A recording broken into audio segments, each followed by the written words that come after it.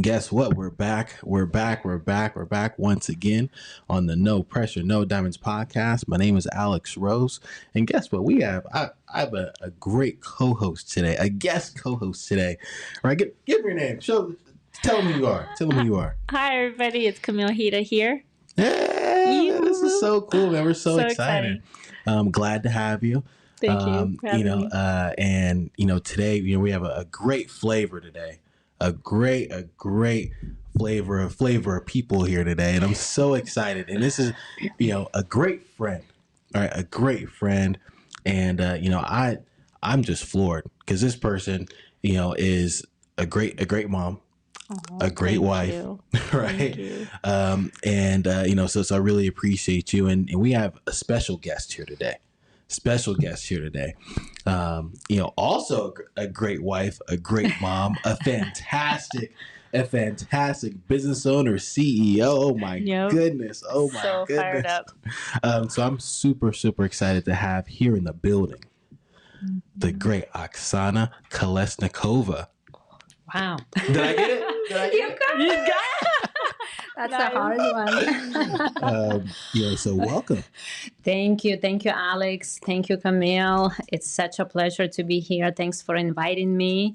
And I'm excited to share my story and my journey with your listeners. Absolutely. Well, we're going to dive in because we have a finite amount of time today to really dive in today. So we're gonna go right to it. So if you guys didn't know, and I'm sure you guys do who are listening, but those who don't and are watching, Oksana is a classically trained, world renowned, not even so we have royalty literally sitting in the ranks right now, world renowned, classically trained pianist. But so cool. Which is amazing. So but as turned business, went from being a pianist to literally being a business owner and, taking over the franchising world. So we're going to talk about that story here today. And so just to give people a little bit of background, about yourself, tell the folks, because we noticed if people didn't notice, we kind of knows a little bit of an accent. So tell the people, kind of where you're from, kind of the upbringing, and then how you, kind of how you became a pianist, and we'll transition to the business from there. Well, first of all, thank you, Alex, for such magnificent introduction. I'm flattered. But my journey is quite unusual and long. I was born in Siberia, Russia, and I grew up in Kazakhstan. Okay. Which used to be part of Soviet Union, and then it separated. So I moved to United States when the Soviet Union was falling apart. I moved with my family in early 90s, and we settled in Florida. And I went to high school there. I pursued my musical passions and ambitions. And it's just, the best thing ever happened to me. I couldn't be happier for, my parents take such a big risk and move to a completely brand new country that I now call home. Absolutely. Yeah. And, so what was... So kind of that transition show becoming, so that transition, what was that like? Did you speak the language? Did you speak English before you moved, or did you have to learn as you came? What was kind of that transition like? Yeah, a transition was not easy. I was a teenager. I didn't speak much English.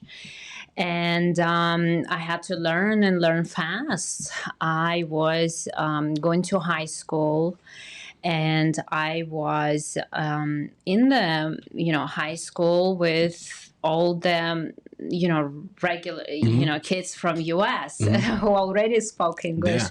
But if you now I look at it in retrospect, it was a very good, I learned it faster because I didn't have excuses. There is no community which I could just, practice my native language all the time. I was put into environment where it was only English speakers. And as hard as it was in the beginning for me as a teenager, I had to learn fast. And I'm thankful for that. Thrown in the deep end. Yeah. So you plunge and then you learn how to swim, right? There you go.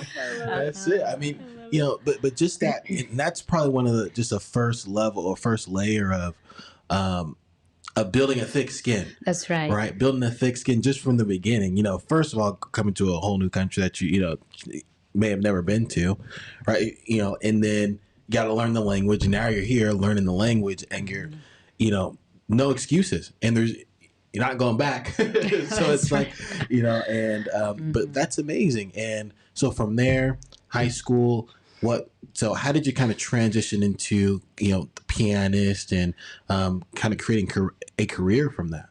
That's right. Well, I discovered my passion for music early on. So I must have been like 5 or 6 years old back home. I was drawn to anything music and piano.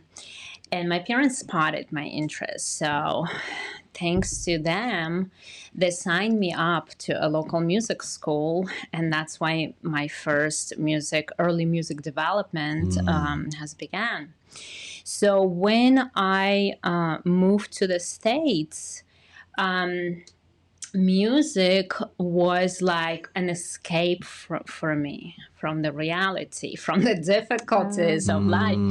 And I would channel all my, I would be in completely different worlds, practicing, learning, creating. And that was the world I was happy in. Yeah. And as I was, involved into music heavily, I got noticed by first my high school choir instructor at high school, and he noticed my love for piano, and he asked me to accompany for the choir, and I did it happily with joy. And then he provided me new opportunities. He says, well, there is a competition here taking place. Do you want to enter this competition? So I didn't know anything, being new in the country, of any competitions or anything. So I took his advice and I started to participate and get active in talent shows, competitions, events. And everywhere I would participate, I would bring and share my talent and passion with my audiences.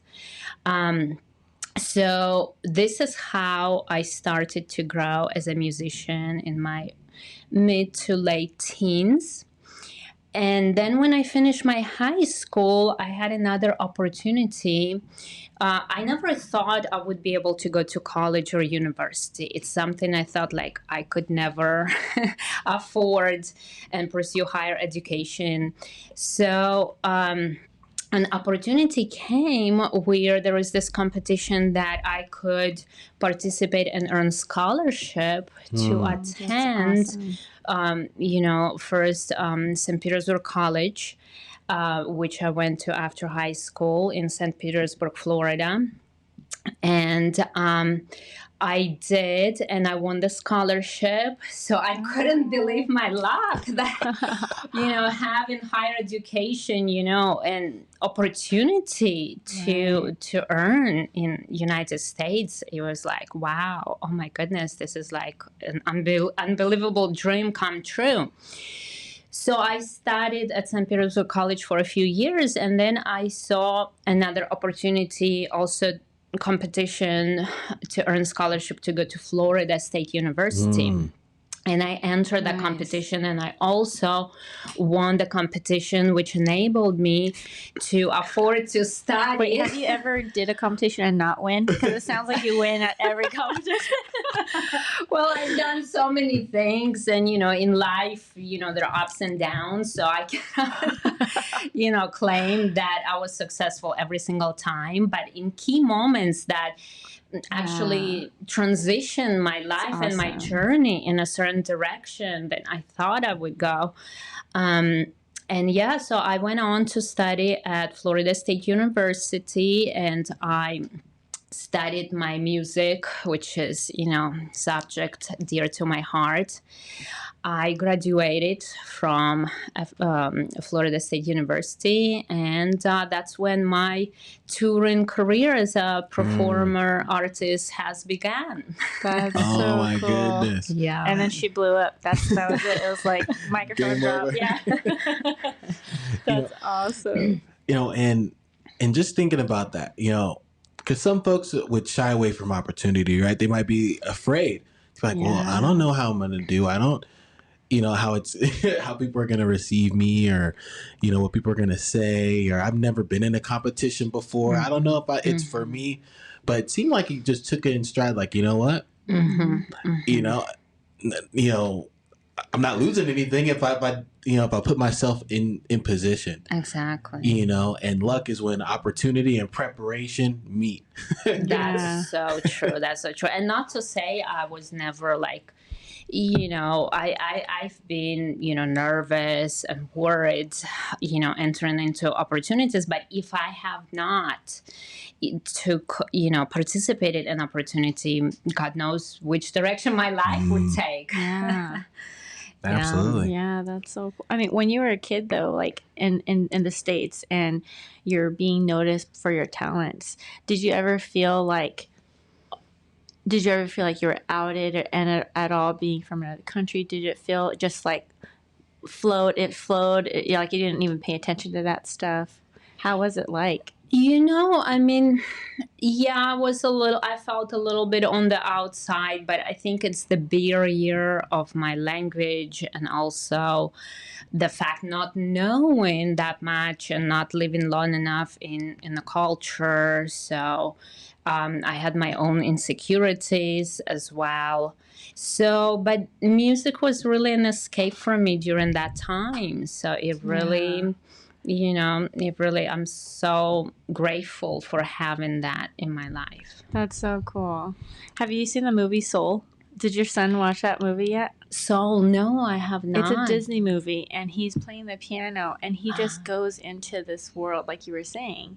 He went into this world of just like creating, and it was beautiful. Oh, wow. So I imagine, like, what does that world look like for you when you say, I just go into my own world? Like, what is that like? Walk us through that experience. Yeah, well, I'll definitely tell my son to watch the movie. Thank you. It's so good. For recommending. It's the world where you have total control of of your creation. You have a total control of setting a goal and ability to achieve it. I like that. It's a world where you're more free and open, and there is no setbacks or barriers, and it's just a world that gives you a lot of enjoyment. Wow, I love that. It's kind of like, because I had a similar experience when I played basketball, right? Because I was very sports oriented. And whenever I was kind of going through something, basketball was like that. Was that escape? So I think that's a very, and eventually you want to live a life where you don't want to escape from it all the time. But we have things that go on, in our heads, and to have something, whether it's piano or a sport or some type of activity that when you're doing it, you feel in total control of what's going on. And your brain is totally focused on that instead of focused on whether it's problems or issues or other people. You have that ability to escape. So I understand. I get you. Yeah, I see what's going on. And so now we're performing, right? So now we're performing. We're going around. We're starting to go touring around the world. Now, what is that like going around? So did you start touring just in Florida? Did you start touring around the world pretty quickly right after college? Well, as I look back, it's so amazing how like life gives you unexpected opportunities and unexpected situations. So as I was going to finish in my last years of Florida State University, I met the love of my life. Where is he at? Where is he That's at? right. Love that guy. I love it. My husband of 22 years. Mm. And so initially he discovered me as an artist, and he became my music manager. Oh, smart guy, Alex. Smart guy. Love that guy. So at first we had working relationship. I even introduced him to my parents for the first time as my music manager. And he was organizing. He saw me in action, and he saw how much passion I have. And I have to tell you, he is so incredibly passionate about music as well. And he has a lot of experience in marketing, public relations, promotions, organizing concerts, events. And he stepped in to help me to navigate my next stage of my artistry. Now that I graduated from university, I was ready to face the world and offer my music to the world. And it was just the right time when I met him, and he helped me. First, we started organizing local events, and then we expanded. He was booking me in other states, so we would travel. And then eventually we expanded, performing overseas. I entertained U.S. Armed Forces Entertainment. I went on several tours with MWR. So that was unforgettable experience, entertaining our, servicemen with U.S. Navy. And yeah, it's been a very exciting performance careers in new places, sharing my music with audiences across the world. And then I became a mom 10 years later into my performance career. So that's another point in my life where I had to shift my gears. Yeah. Now that's interesting. Well, you guys have a little more experience on that than I do. But like I said, when you're going 1,000,000 miles an hour in your career, flying here, going That's all right. over the place, That's right. and now mommy mode kicks in. Mommy mode kicks in. What's that? How do you balance that and navigate that? Yeah. Being a mom and an excited and hungry entrepreneur. How do you kind of balance that life? Yes. Well, it's completely different world and different experience once you become a parent. So, I traveled with my husband for about 10 years. And when we were ready to have a child, naturally I could not have that kind of lifestyle of constantly on a go, performing events. You have to be there. And being a mother is very important to me. I'm one of those individuals that have to be there every step of the way during my child's growth. So this is the point at which I start transitioning from performer, artist into a business person. That part. Yes. Ooh. Yes. Absolutely. So I know you had a question. Did you have it? Okay. So with that transition, because now, being, transitioning from, being kind of more of a self-employed, it's me doing everything kind of as far as being the performer, right? Doing everything on that end, now transition into business owner. Is this where OMG Inc. started? Well, so this is how I grew into building my first company. So as I had my child, we actually, right before I got pregnant, we moved to Los Angeles from Tampa Bay area. And when I moved here, I landed a very wonderful position as an in-house pianist at the legendary Polo Lounge in Beverly Hills Hotel. Oh, so okay. I don't know if some of your listeners know, but this is a historic place. I know exactly where it's at. Where all the celebrities go there, not just to dine and lunch, but also they have meetings with their agents and managers. And this place has been around forever, like back in the days, Marilyn Monroe, Frank Sinatra used to frequent that place. And these days, all the business leaders, celebrities, anyone you can think of, patron that facility. So I landed this position to play their lunch hours. Was it 5 days a week? And that must have been a dream come true. It's been a dream. Yeah, I have to tell you, so many musicians in Los Angeles, dream to play in such a place that is so exciting, so classy, so elegant, and it's indeed has been very exciting experience. Like, I remember growing up in Russia, watching American movies, seeing all these actors, and now I'm sitting there playing piano, and they everybody walking by. That's so cool. I'm like, wow, if I knew that growing in Russia that I'll be playing for these individuals, I would never believe myself. That's amazing. So it's been very exciting. I played for almost so many celebrities and business leaders and entrepreneurs. And at that point, I was ready to, stay local and build and grow my roots and build my business locally. So I started to accept some private piano students, and some of the celebrities, they would hear me play, and they would approach me and they would say, well, do you teach also? We would love my child to study with you. And this is how, little by little, I started to build my personal private piano studio.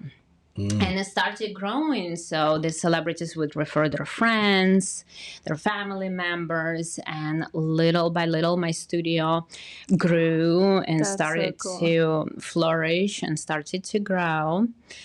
And at that point, I reached the point where it's like, you can, there's only so many hours in a day. There it is. There's only so much you can teach, okay? Yeah, and you don't want to turn the business away also, So I had to start thinking creatively. So I thought, okay, well, I'm in music scene. I know a lot of fellow musicians that not only perform but also teach. And I started recruiting them to be part of my studio. And first, I recruited piano instructors, but later I expanded to, guitar teacher, voice teachers, violin teachers. And it was growing. It seems like it's fast, but this all been, taking years to get to those levels of success. And, eventually I realized also that the families that, have multiple kids, they might have one of them study piano, but another child may want to learn a foreign language, like Spanish lessons, or they might struggle in school and they might need tutor, to help them with math. So I thought, why not to take it a little further? And at that point, I established my first company. It's Oksana Management Group, under which it's like an umbrella. We have different branches. We have a branch that specializes strictly with music programs. We have a branch that deals with foreign languages. So we offer Italian languages, Spanish, French, Farsi, Hebrew, Russian. And then the third branch offers academic tutoring for K to 12, so for children who need homework and tutors. And that's the birth of my first company. That's incredible. Yeah. I need to ask you for your card because that is awesome. Goodness, that's so cool, man. but like you said, the opportunity, the being ready for an opportunity, right? So being ready and just being like, you know what? They're like, well, will you be able to? And it's like, yeah, I probably can. Like, yeah, maybe. That's right. Sometimes, and it's scary sometimes to try to do something new, something you haven't done before. But you see, like, even in my early teens, sometimes you just have to plunge and learn how to swim. And these are the risks I've taken in my life, in my business career, that yes, it's a little scary. I might not know as much as, like might not have experience as much as I would like to, but let me give it a try at least. Yeah. And once you go over that barrier, is like, swim. Right. No, swim. The world opens up, and you have more availability. Well, okay, I have a question. So how is it like, because when you get into that stage of business where you're like, okay, I need to recruit, because you can't do it, like you have only amount of hours of the day, right? I was trying to build my photography business for a few years, and I have 4 kids, and I'm like, I'm a little late. Maybe I should start recruiting photographers, because I'm very good. I know the strategy, the business side, and a lot of artists have a hard time with that side. So how can I do this? So when I'm looking for the right photographers, and how was your experience like doing that? Because I couldn't find really committed artists that were willing to do this with me. It was really challenging. But how was your experience like? Was it really easy to find people? Did you filter out some people, and then like some people stuck? How was that experience like? Well, in my business life, I've been through so many like endless situations, good and bad. Okay. Yeah, I bet. But this is something you learn, you master, and you get better at. Okay, it's not something you're born with. And like I gotten better over the years of hiring my team players. So you have to make sure that they share the same passion you have. And the care, like in my situation, it's the education, it's working with children, it's passing the legacy, the knowledge of the subject to a new generation. And I look for those qualities when I hire individuals, and those are the ones that stay with me the longest. So I am very careful who I hire, and also they represent my mission, my statement, and my brand out there. So hiring right team is at the core of it all. Yeah. It takes a lot of time. And it's not always easy too. I don't want to make it sound like it's easy, but you persevere and you get there. That's awesome. And filtering through the people is probably one of is a tough thing. But when you know your mission, when you have a clear vision, especially when you're you're committed, when you're totally committed and you have a clear vision. That's a good point. It's a lot. It seems a lot easier to recruit people. The discernment is strong. Yeah, you're like, oh no, that's not the one. The discernment is strong. That's true. I love it, man. I love it. So taking it so now we have, built these branches in business, and now it's like, okay, so when did you think of the idea to even expand further, right? So take it even another level. Another level. You're already successful. Right? It sounds great. So that is a very good question. So we already 10 years into. So we opened Oksana Management Group in 2010. Okay. So we're 10 years into the business. Congratulations. Thank you. And we at the stage where, yes, we have a lot of staff in terms of teaching and educating, but there is so much you can take on your shoulder as a business owner. Because in terms of dealing with every single detail of everything business, it's a lot. And I wish I could clone myself. That would solve everything. I know, but detail, and the devil is in the details, So it's just, you have to be always meticulous and dissect everything. So we're at this stage, we get in more offers and schools and organizations that want us as vendors to bring in a variety of different programs. And here my husband and I were realizing that we just cannot juggle and manage everything that we already overexceeded. So at that point, we decided, how can we scale this? Because again, you don't want to say no to business. Yeah. So we decided that the best route for us to go is to franchise our business model. We've been in this for 10 years. We have proven to be successful. We have built a model that is scalable and duplicatable. So, and what it does for us is that we recruit entrepreneurs in different communities across US. And after training them, and of course, we still offer them ongoing support, but after training them, they are in control of their customers, of their, organizations that they work with. Okay, so it's no longer, waiting heavily on us, adding more and more and more. They are the entrepreneurs, the trained, they're there, they get in the support, but they are managing those details and all of this Absolutely. stuff. Yeah. Okay. So where are the locations at? So we were approved with FTC to franchise in 35 states currently. Yes, so this That's is huge. our new venture, and we are excited about it. That is so cool. So even through COVID, was it challenging, or just picked up where you left off? It's, in life, nothing goes smoothly. There are bumps along the way. That's right. So I cannot say that it's been a smooth sail with franchising. I mean, we launched right at when COVID hit.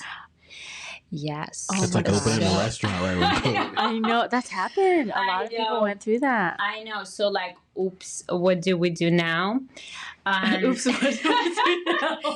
So we had to put a little bit on hold actual franchise sales, but it was, sometimes when something rough hits you, sometimes you might spot an opportunity in disguise. I love that. I hate that. So we noticed that we could build and strengthen our virtual online model system and offer that as a part of our franchise offerings. So it's not only local community, but also the virtual community so we spent a great deal of time perfecting our virtual model. And we refined our operations manual, updated our FDD, and so now we are ready to go. That's so cool. See, that's the thing. See, it's like you said, it's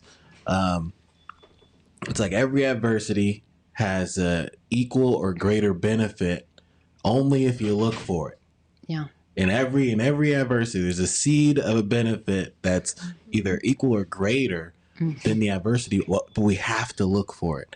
So it's like, you know what? Guess what we can do? Refine our system. That's right. Make it simpler, right? Shed the fat. I think Zulu talked about that. He's like, hey, you know what? Like, especially going through COVID, it's like, hey, it's a good time, to shed the fat, man. Get some, get streamlined and be able to pivot fast. But that's amazing. Well, my question is when you went from starting your organization in the beginning, was it a learn as you go, or did you create all of this as a project before you launched it, or did you you know what, let's just figure it out as we go, or you waited some time to create and then really solidify all the details first and then you launched it? How did you of course you plan ahead. Okay, you can plan ahead, but you cannot plan everything. Sometimes in business, you go through day to day, and there are challenges that pop up. There are unexpected situations, and you have to learn how to deal with them. Sometimes there are failures, sometimes there are unpleasant events, but wow, you learn that better from than any school you would attend, business school you would attend. It's a real life experience. So yeah, doing both, preparing ahead of time, but you cannot be prepared 100%. There's always something happens in business that you'll have to learn as you go. I love how real she is, honestly. Like, you're so transparent about because that's like the real deal. That's how it is. You just have to just go. You have to do it, and like I said, the experience part is where you get the real learning. That's right. You know, especially if you may not have a whole bunch of people that have opened franchises around you. You're literally blazing a trail. That's true. Blazing a trail. So, but with that, what about franchising? Did you wish you knew before you started? So before you started it, what did you wish you knew ahead of time? That COVID was happening. That would be really, really good to know. I would time it differently. Come on, Fauci, man. Why don't you send out an email, Fauci? I know what it just. Oh my gosh. Well, with franchising is this. Well, first of all, it's a very regulated area. Okay, it's not something you can just wake up one day and say, okay, let me start franchising. You have to be ready for it. There is regulators that, dissect all of your paperwork, your, structure, and they either approve or disapprove based on the readiness and ability you have.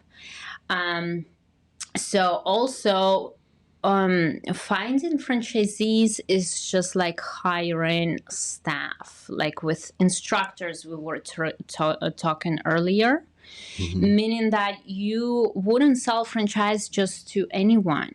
That's true. Yeah, that because it also will reflect badly on you and it damages the brand. You have to be very picky. We turn away, inquiries and interested parties just because, it's just have to be the right individual. Right. Yeah. And, sometimes in business, you'd rather to grow slower, but do it well, do it right, instead of growing fast and having that backfire on you. That's a good point. That's a big.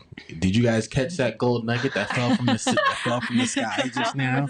Or not gold nugget, that diamond that just fell from the sky, right? But yeah, especially because what happens when you build on, sometimes you grow so fast, but there's you're almost in foundation's quicksand because step one wasn't done exactly. Well, how are your relationships like? Do people think you guys are crazy for doing this? Like, how was that like? Or was everybody pretty supportive of it? Well, I have a long track record. Like, if you go on the internet and Google my name, I have decades of information out there. So cool? That is so Google cool. Me. Google me. Well, I love it. I know. This is so fun. No, I'm more humble than that, okay? I'm just... That's why I said Google me to search for information and my background. That's why I said that's so cool. 2 decades of information on the web as an artist and as a businesswoman. And I've been blessed that, the quality of work I've done represents well for all the years that I have been, around. And we have also amazing reviews on internet for my businesses. So we take customer service very seriously and we try to keep people happy. So having a reputation basically in the industry, people who know me and my husband personally, they know, like, if we put something into our head, we persist and we do it well. That's so awesome. people who know us well, they did not think we were crazy. They knew, okay, this guy's gonna do it. But new people who don't know me, they go and research information on me, and they find a lot of credibility. Yeah. Oh, that's great. That's so good. cool. I love that. Do it So right. you've been Do established. it right the first time. That's right. Oksana, EST, established. Okay. Man, you gotta get a chain. Man. We gotta get you a chain there for that. But when it comes to getting through, it's like you said, there's ups and downs in business all the time, right? So there's, we win. There's never losses in business. It's either you win or you learn. That's true.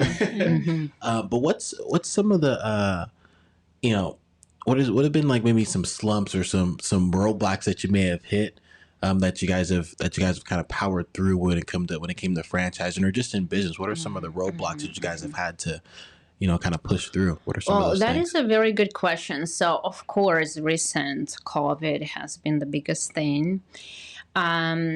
But also this situation gave me an opportunity to establish my third entity, which is Oksana Foundation, that I had dreams to have for many, many, many, many years. And because of that situation, I was able to bring my dream into reality. Now, tell us what Oksana Foundation, what does it do? Like, what are you guys doing for the communities? Yes. So Oksana Foundation is my third company. It's a nonprofit 501c3 organization. And what we do, we offer programs free of charge to youth that normally would never be able to afford studying additional programs outside of school. So let's say we have a lot of talented children, musically gifted in impoverished communities. They cannot afford taking piano lessons or guitar lessons or singing lessons. So this is what Oksana Foundation does. We bring those programs free of charge to impoverished youth, and they're able to pursue their talents and interests through Oksana Foundation. And of course, we're grateful to all the donors and sponsors that joined our mission and want to, contribute through us as well. That's so cool. But I wanted to mention that Oksana Foundation is something that a dream I had for many years. As I was like performing artist back in the days, I would play so many charitable and fundraiser events, a lot of them. And every time I would play, I would dream about, wow, someday maybe I can have my own foundation and give back to the community. And, this is a cause that is so important to me. And when COVID hit, there was a situation where, now we had to put, franchising a little bit on hold. Some of the schools stopped temporarily programs. So I thought, wow. And so many children were like locked home, in their homes. And so I thought like, wow, maybe it is the time to not only, do something good for children in terms of, offering them being active and busy, while they're staying at home, but also, finally making my dream a reality and creating the nonprofit I wanted to do for so many decades, I would say. And this is how the Oksana Foundation was born.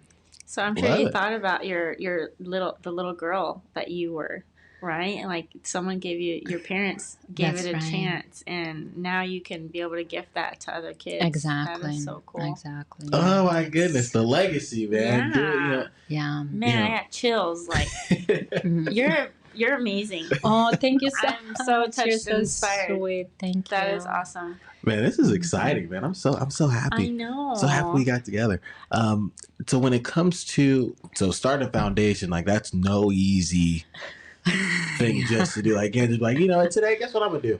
But she knows her stuff. It's a 501. You know, she knows her stuff. So EST. So when setting that, I'm just saying. Absolutely. You know, and so when doing that, when starting a foundation, what are some of the, you know, what are some of the things you have to have in place in order to start a foundation? What are some things you have to have established? So you definitely have to have mission statement. Those are, of course, at the core of everything. You have to have burning desire and belief in that what you're creating will be successful and impact people's lives. Also, I wanted to mention that, you know, you cannot know it all, you know, as a person. You might be good at some things, not so good at another things.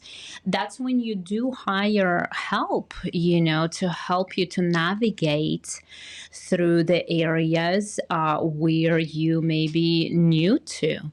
It's like with franchising, when I opened my company, I mean, it's impossible to do all of this paperwork and everything by yourself. We hired a franchise consultant that we worked for a year to navigate us through all of this process. And same for foundation, you know, you like young entrepreneurs out there, you have to seek out mentors, you have to seek out consultants to navigate and help you to, you know, to pave the road to your dream. So for foundation, we had an attorney who has helped us establish the 501c3 paperwork and to file it and to do all this, you know, the grind work. Yeah. Yes. So yeah, that's what it takes. You have to surround yourself with knowledgeable individuals, like lawyers. I'm sure. Exactly. Like, CPAs. Yeah. Definitely CPA if you know. We know one. It's Great. amazing. Yeah, he's amazing. He'll be on here too. Just let Matt us know. Benny, hi. Absolutely. But that's what it takes. It takes finding your troops, right? That could be in your corner and be like, hey, here's what we're doing. I don't know everything, but I know you know this. I know you know that. That's right. You know, to alleviate the pressure Right. just on yourself. Because if one person tries to take all of that on, It's impossible. You have to be It's so visionary. much. You have to be visionary. You see the vision and then you hire help how to help you execute that vision. You have to hire the right team. I like how she mentioned that first. She said you have to have the belief. Like you mentioned that first, and then you said outsource. So it starts with the vision. It does. I love that she said that. How was your son like seeing all this? Because now he's an entrepreneur. oh my goodness. Oh my gosh. Yeah. That's a whole, That's so oh my cool. gosh, talk about that. Yeah, he's indeed very talented boy. He's just turned 12 years old. And he knew since very young age that he wanted to be an entrepreneur, business owner. And he's also quite talented. He plays piano. He's an author of 2 books. The first book he wrote when he was 8 years old. And he wrote it for children about that age and a little younger, ideas on activities they can do when they're bored. It's also a What? coloring book. That's so cool. Yeah. And then he also, when he was 10 years old, he wrote his second book, which is a science fiction. So he has a very creative mind, and he loves space, time, and everything relating to that. Shout out to Alessandro, man. What a great, oh my goodness. That's how we ended up meeting. That's right. You know, I know. It's so fun. I was like, what was it? We were at I forget where we were. I don't know if it was like ice cream place or and he was selling his book. Yeah. Yeah. And I was like, wait, what? I know. I was like, wait, this is your book? This is like a book? You know, like you have little, little books for school. You have to like little school programs. No, it was his book. He wrote it. And this kid is a closer. Yeah. That's so good. When they say coffees for closers, man, this guy gets a full cup every day. This guy, man, he's amazing. But he's a visionary, man. He's a visionary. You know, and which is he has great lineage. An example. Like, great what a lineage great and example. You know, he, before the books were published, he said to us that, when he starts selling him, and he wants to be out there, hustler, selling his own books by the, store and the ice cream shop. He says, I want to donate a portion to a charity, and I also want to be able to pay for my own college with my own proceeds. Gosh, making big man decisions. Like, man, he's standing on his square. That's how we met Alex. Yeah, he was selling his books. That's so cool. After they were published, and I was like, here we are today. I was like, so as a parent who's listening, what advice would you give to them if their kids like, hey, I want to start a YouTube channel or I want to write a book? What would your advice be to them? It is so important for parents to take notice what their kids' interests are, because parents are the first individuals that see it. And if it's ignored, it's harder later in life to pursue your passions. The sooner you start, the more upper hand you have, the more success you have. And just having support of your family, that is such a safe environment, and encouragement, it just makes a world of a difference. That's so good. I love that. That's so good. Oh, I'm so excited. Yeah, because sometimes I hear kids and they're like, oh, I want to do this. And some parents are like, well, you have to get this done. Like, you have to do this. And it's not like, oh, that's so awesome. There's no recognition sometimes. Like, that's a good idea. Like my husband's very, different minded than me. Now he's transitioning into entrepreneur. I'm like, oh, it took 17 years for this, but we've been married that long. But, I've always helped my kids like, hey, you have an idea? Let's do it. Let's figure out what to do. And so, but on the other side, my husband, he's very like, oh, well, Structured. you gotta make sure you do this, but I don't know if that seems too big, And I said, no, baby, it's not too big. We could work with it. So I can love always that. grow. So you start small and it's baby steps, but you keep pursuing, you keep expanding, you keep taking next steps. Yes. And before you know, it blows up. Yeah. Small wins, right? Small wins. I love you, honey. I love you so much. He's getting it, which is good.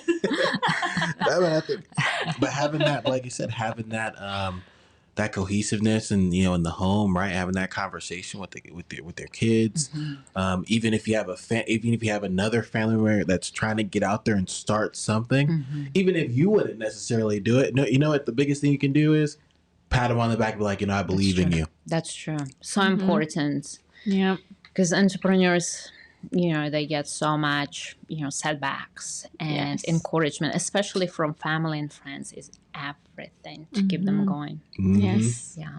Got to keep that tank full, man. Got to keep that happiness tank full. At least from the people that, you're out there fighting the world, right? You're out there fighting against the world all day. You don't want to come home and have to fight in the house.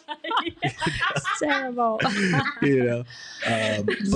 But just seeing the partnership, Oksana and her husband has, That's awesome. is amazing. And so good. kind of closing out with that, because I know we're finishing up here. But how important is it, to have a husband and wife, understanding what we're doing, especially when you're both you both play a role in the business. How important is it, you guys, to have like an understanding and be in constant communication? I need a piece of paper and pen for this. I'm just kidding. Yeah. Well, it's a very good question because for a lot of couples, it's hard to work together unless you both share the same vision, okay, share the same passion. Disagreements arise. I cannot lie. It's just human nature. It's life.